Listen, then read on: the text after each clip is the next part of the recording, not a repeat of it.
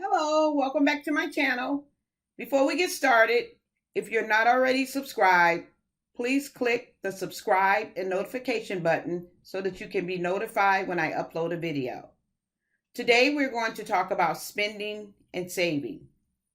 If you're thinking, we are in the middle of a pandemic, I am not working, we're barely making it, how in the world are we going to save anything? And you would be partly correct. For many, the problem with not being able to save is not bringing in enough money. But for a lot of people, the problem is poor money habits. If you have any type of income coming in, whether it be just your unemployment, it will be challenging. Now, I'm not saying save the recommended 20%. I'm not even saying save 5%. Save whatever you can, even if it's just $5 a week for now. Life doesn't stop for any of us because of what is going on in our personal life or the world. Emergencies still happen. Sickness still happens. Many people, including myself, have been affected directly by this pandemic when it comes to our jobs. If you are like me, over the last several months, you probably have realized you do not need as much stuff as you thought. I could not tell you the last time I was in a clothing or shoe store and have managed to have plenty to wear. This is my actual closet, so I have plenty of choices. When we finally do get back to some type of normalcy, we need to keep the same mindset, and it would help when you are trying to save money. You have to think of your finances as any business does. Every business has someone that is in charge and makes all the final decisions. If you're single, that's you. If you're married or in a relationship, usually one person is better with finances than the other. You have to decide who's going to make the final financial decisions. When the revenue changes, adjustments have to be made. When someone comes to the CEO, which stands for Chief Executive Officer, who is the person in charge of making the final money decisions, the CEO checks to see if it fits in the budget. Mom and Dad, you are CEO of your household, and that's how you have to look at it. Now, I know the kids don't want to hear this. If you are the CEO, it does not matter if the person coming to you is begging and pleading. If it does not fit in the budget and is not a necessary purchase, the answer should be no or not at this time.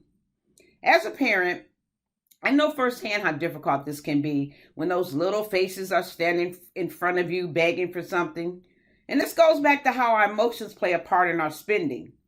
We often want to be able to provide or give our children things we did not have, because not only will it make your child feel good, it will make you feel good as well for the moment. We have all been there.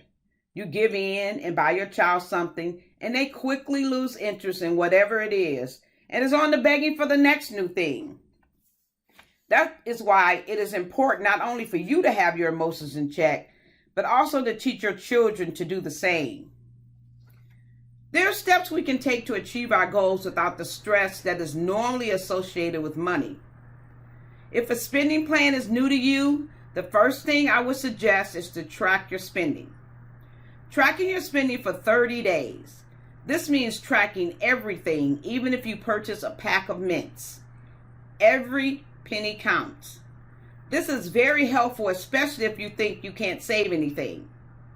There are several apps available to do this, or you can do it the old-fashioned way and carry a small notebook. I personally like the old-fashioned way because you have to physically write down everything you buy. It often can cause you to pause and decide, is it something you really actually need? Whatever way you decide to track your spending, stick to it for 30 days. Then go back and determine if there was any purchases you made where that money could have gone towards saving. The easiest way to determine this is to put an N, the letter N, next to something that was needed, and a W, the letter W, next to something that wasn't. Go back and add up the W items. There is your savings, or at least some of what you could have put in savings. If you want to take the challenge to the next level, for 30 days, only purchase what you need. Agree to not purchase anything that you want and see if you end up with extra money at the end of the month that could go towards savings. Let me warn you, this is not easy. But if you want to build an emergency fund, this is a good way to get started. So after you get a handle on how you're spending your money, let's look at the pyramid that outlines how you can climb the financial ladder of success. Many of you may be familiar with Maslow's hierarchy of needs theory. I learned this in undergrad school. It was like a light bulb moment for me, and I just never forgot it. According to Abraham Maslow, humans have 5 areas of basic needs. And until we achieve them in this order, our brain either cannot or does not focus on the needs at a higher level. For example, until you secure your physiological needs, such as food, water, warmth, and rest, you're not thinking about needs higher on the pyramid. When you see people in poor countries or even here in America scrounging through trash cans for food, they may know subconsciously it is not safe or secure to be doing that, but they are more concerned about getting their basic needs met. This theory really is an interesting study if you want to learn more about it.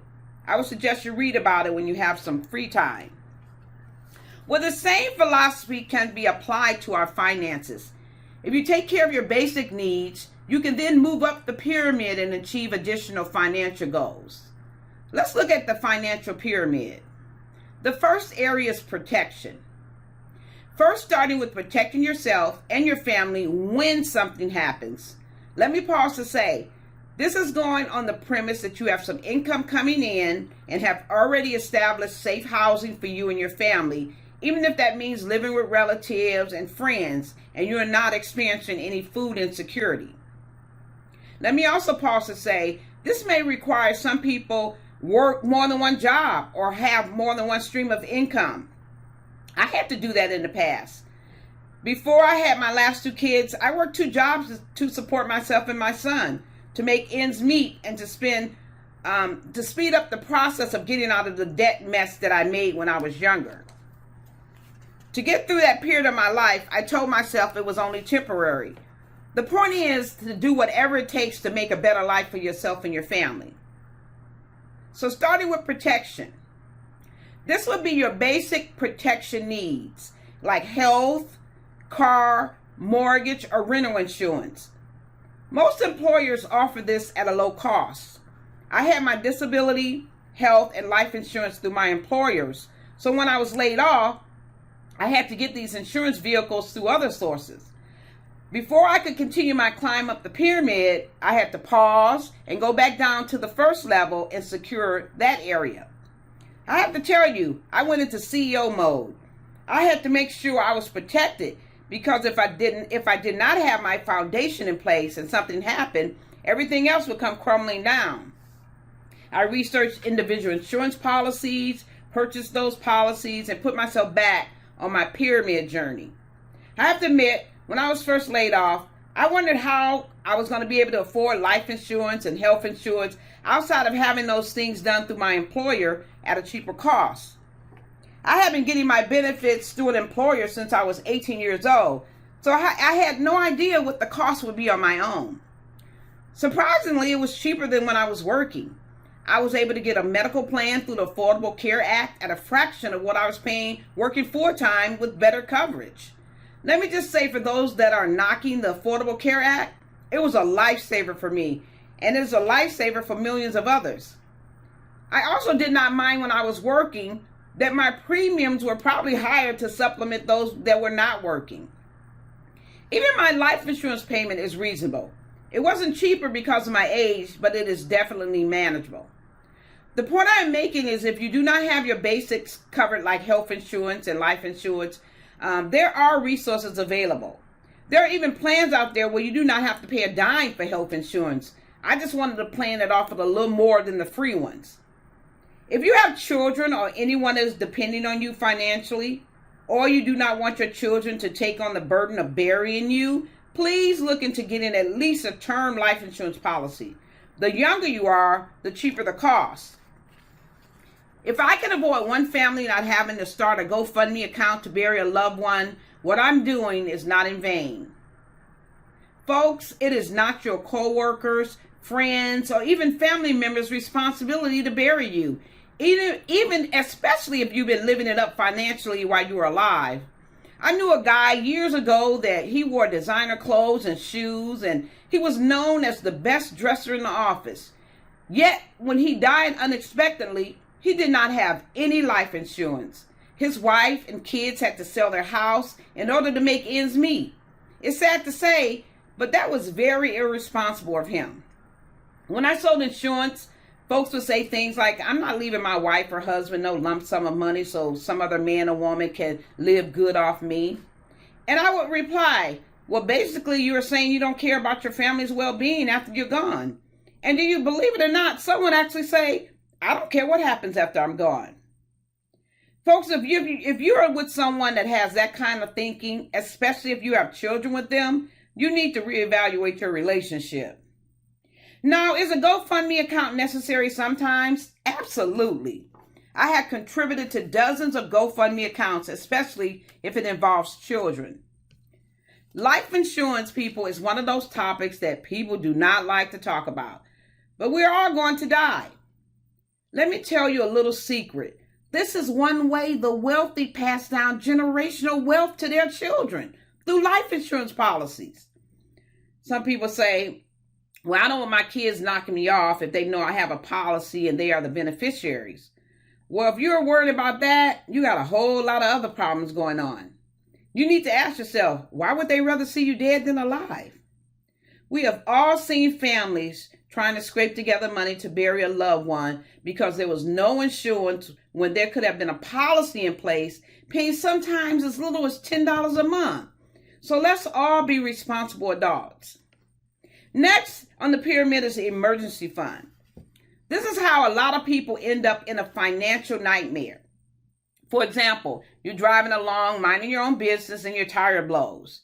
You're barely making it as it is, and now you need to replace a tire. The average inexpensive tire ranges from $50 to $150 if the one that you have cannot be fixed. Fortunately, you decided 6 months ago to put $5 away. You now have $120 saved. So you can easily replace that tire and not miss a beat. If you have the mindset, I can't save a lot, so I'm not going to save it all, the example I just gave should help you to stop thinking that way. This is why tracking your spending is important. It will allow you to see exactly where your money is going and what you can adjust in order to save, even if it's just $5 a week. A lot of us are finding ourselves using our emergency funds right now. You could not have told me in the beginning of the year I would be laid off, but thank God I had an emergency fund to rely on. My heart truly breaks for those that are having issues receiving their unemployment and have no savings. Some folks are on pins and needles because they don't know how they're going to make it. Good paying jobs are scarce. You talk about stress. So even if you are unemployed right now and you are receiving some income, you still need to have an emergency fund. Don't get stuck on the 6 to 9 months of income emergency fund goal, but anything is better than nothing. Even if you only have money for that tire, it is better than nothing. If all you can put away is $5, it is better than nothing. God forbid you get in a car accident. Even if you have car insurance, most people chose a higher deductible to reduce their insurance payment. So you need to have at least your deductible saved up. Again, anything saved is better than nothing. According to a report published by Bankrate.com, just 18% of Americans say they can live off their savings for the next 6 months. So do not feel you are alone. The good news is it's never too late to start. Next on the pyramid is long-term goals. These are things you need to start saving for as early as possible. That is why it's an imperative that you get the first 2 steps established. This includes things like retirement or college funds for your children, if that is important to you. Now, if your funds are tight, I would advise you prioritize retirement because guess what? Your kids can work. They can get scholarships, they can get grants or loans if that is their only option. But when we get older, sometimes we just can't physically work or it's hard to get a job. Now, it's not being selfish to prioritize yourself if funds are tight. If you're sitting down with your children, they should understand this. I know a lot of folks are not working right now or maybe receiving less income. So if you cannot contribute to this area, do not beat yourself up. But as soon as your situation changes, get back on track. If your employer offers a 401k, please do not pass up the opportunity to participate in this program. I will talk more about the 401ks in the investing video. Next on the pyramid is short-term goals. The reason short-term goals are after long-term goals are because long-term goals need the wonderful advantage of compounding and growing over time, which we will also talk about when I talk about investing. Also, you will always have short-term goals that change over time, so you want to have your long-term goals in place. Now, in the short-term goal area, these are things like your car insurance, your car registration, birthday gift, Christmas gifts. This could even be down payment on a house. Again, if money is tight, relieve that pressure off yourself right now by telling everyone, including the kids, Christmas will look a little different this year. They see what is going on and will be understanding. I personally like personalized gifts anyway. So start thinking of some creative ideas some things you can make that are more, that mean more to them than you buying something off of Amazon. This picture right here is a gift that I gave my kids one year. I went to the Goodwill and I found some cute, decorative clear jars, and I filled them with batteries of all sizes from the dollar store. They loved it. And that jar with batteries lasted for years. One year I purchased them all extra large plastic laundry baskets and filled it with products that young folks normally don't think to get for their home. They love that too. These type of gifts do not cost a lot and mean more than something you order online or purchase that they will probably not use or like. And then lastly, whatever I want.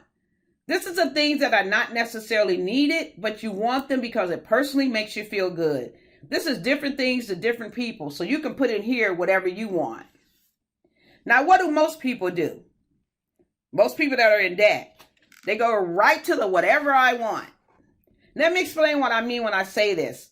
We tend to go right to the whatever stage of the pyramid for several reasons, all centered around our emotions. We buy things because of the way they make us feel. I talked about this in the previous video. Before you can start any money management program, it must start with how you spend your money. How people spend their money is one of the most difficult steps to get a handle on because people have not connected the relationship between emotions and money. Bored, let's go shopping. Sad, let's go buy something to feel better. Or someone else is sad, let me buy them something. Happy, let's go buy something to celebrate. All of these are emotional reasons for spending money. Now, some people have ended up in bad financial situations because of unexpected misfortune like an illness or a layoff. But most people have ended up in a bad financial situation because of their own mistakes, like I did years ago. The good news is, it's never too late to learn new ways of doing things. In order to be successful when it comes to your finances, remember you have to run your home like a business. Think of a business that did not operate based on a budget.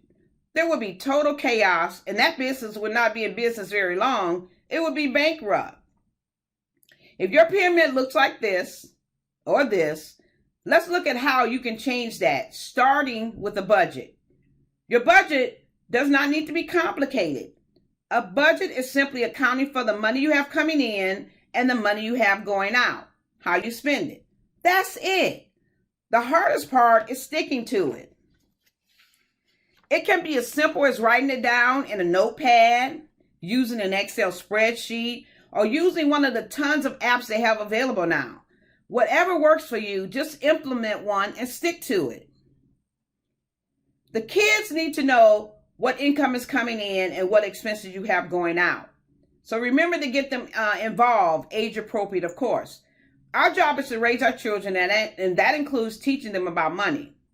When they ask for something that is out of the budget, sit them down and ask them to tell you what should be adjusted in order to make the purchase they want. Usually when they see it in black and white, they understand. Perhaps this is a good time, depending on the age, to explain how they can earn money to save up for something they want. Now, I'm not talking about a snack or something that doesn't cost that much. These type of expenses should already be included in your spending plan. You don't want to have the opposite effect and give your children anxiety about money where they're afraid to spend it. Believe it or not, that's a disorder also. If your children receive an allowance or have any type of income coming in, have them create a simple budget. It can even be 1 or 2 line items, but you should teach them to save something, even if it's 25 cents. The point is to get them in the habit of saving so when they are older, it is natural. I admit I was sometimes guilty of letting the kids come to me for more money after they had spent their allowance because I didn't want them to be the only ones amongst their friends that did not have any money. I had to stop doing this because I was teaching them bad spending habits. I was teaching them when you run out, it's okay. You can just ask mom or dad or someone else. If they know they're going to the movies with their friends on the weekend, they should save their money and not go to McDonald's every day during the week. Tough love is tough. If you're behind on your bills and you're eating out every day or buying things you don't need, creating a spending plan will show you exactly where you are mismanaging your money. From this point forward, I want you to start consciously thinking about why you are making a purchase. Is it a need versus a want?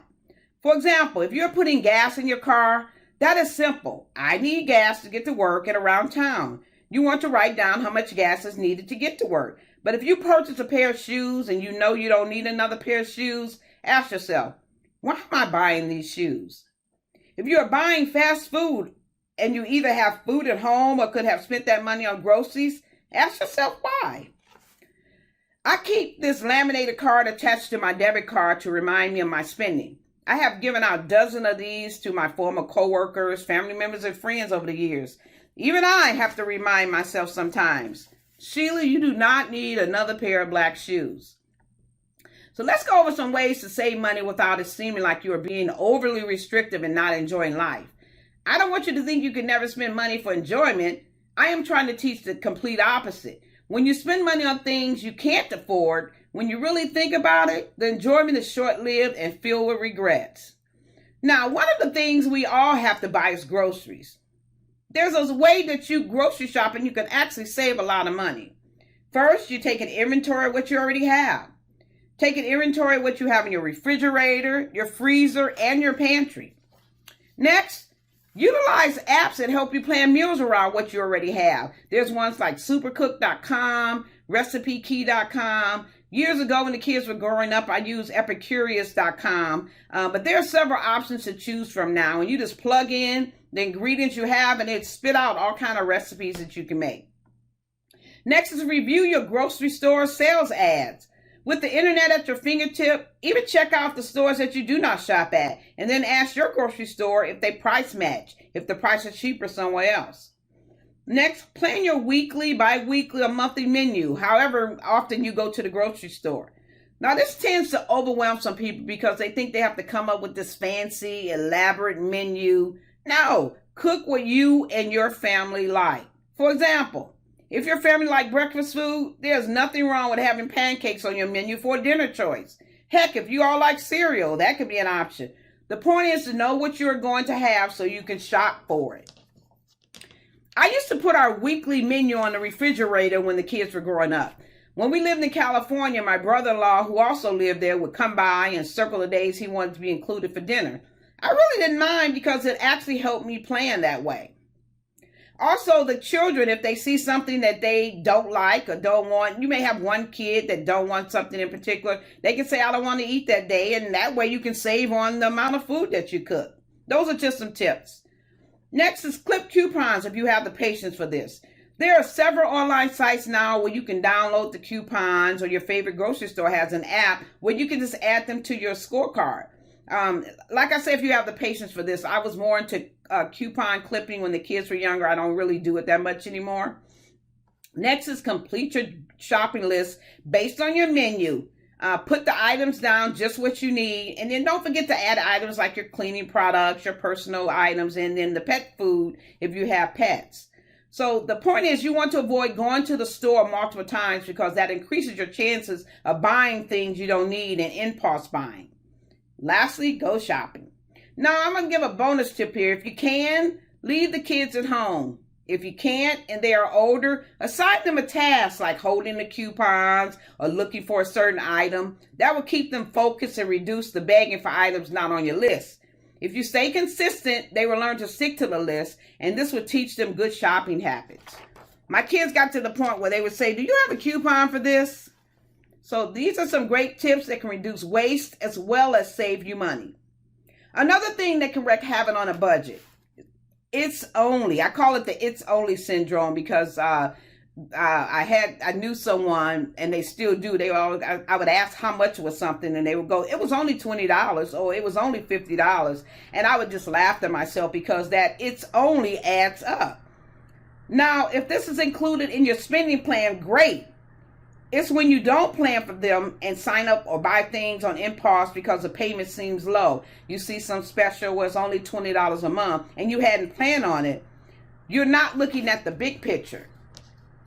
Living within a spending plan takes discipline, but it is worth it. Remember to update your plan as your life changes. So let's recap. Our emotions play a part in how we spend our money. We need to track our spending. We need to create and follow a spending plan, run our home finances like a business, and then we need to practice money-saving tips. There are tons of money-saving tips out there. We must grasp this before we can move on to the next phase of our financial goals, which is utilizing credit and knowing how interest rates can hang over your head like a dark cloud. This is going to do it for this video. In the next video, I will talk about credit. Thank you for watching. This is Sheila from She Keeping It Real. Bye.